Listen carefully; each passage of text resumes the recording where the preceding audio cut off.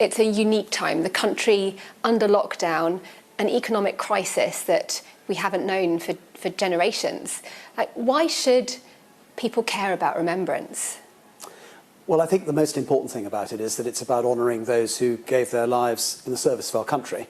And of course they did that to protect our way of life and our freedom. And I think it would be very dangerous if we forgot that. Not least, I think, because we need to hang on to that idea of democracy. Why is that dangerous if we don't remember the sacrifice of the past? Well, because I think that what we will also forget is the true horror of war. And if you forget about the horror of war, then the great risk, I think, is that people might think that going to war is a reasonable thing to do. Now, in certain circumstances, that might be the case. But of course, you need to understand what you're taking on when you do it, because it's always visceral, it's always violent, it's always brutal. And ultimately, it leads to people having to sacrifice their lives in the cause. And that's quite a thing for people to do. So we need to remember that. We need to learn from it, and we need to make sure that people only take us to war when they absolutely have to. And looking at history, history tells us that economic crises lead to security crises. How worried are you that the global economic crisis brought on by coronavirus could lead to new security threats, potentially even war? Yes, I think we're living at a moment in time where the world is a very uncertain and anxious place.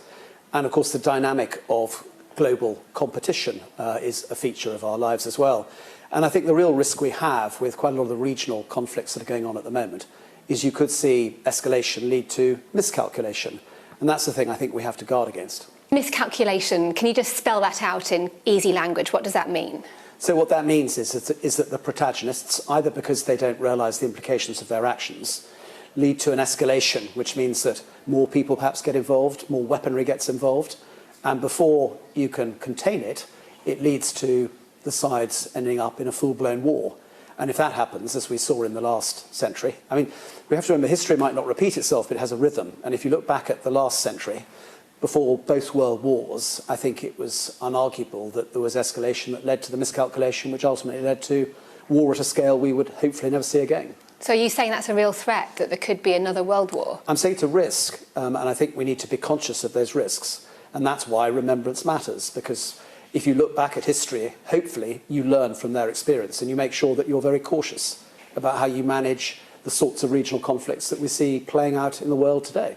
On that front, should the country be ready when they look at their military to have a very different looking armed forces going forwards, that actually fixating on the size of the armed forces, on this 82,000 strong army, is actually the wrong metric, and what you should be looking at is capability, increased use of autonomous weapons, increased use of cyber, of space, to be able to have maximum effect?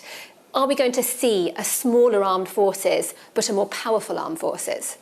I think you're going to see an armed forces that's designed for the 2030s. You won't get there overnight, but that's the direction of travel.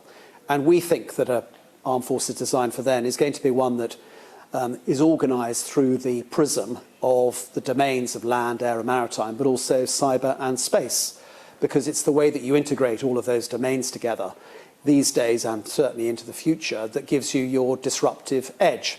So I think you'll see armed forces that are designed to do that. And I think that absolutely means that we will have all manner of different people employed, because those domains require different skill sets. And we will absolutely avail ourselves of autonomous platforms and robotics wherever we can. But we don't yet know, and nobody can predict the future, quite what mix of technologies will be necessary to be able to achieve that. And that's why returning to the lost art of experimentation, something that perhaps we haven't done constructively since the 1930s, is something that we'll absolutely have to do. If you see something, say something.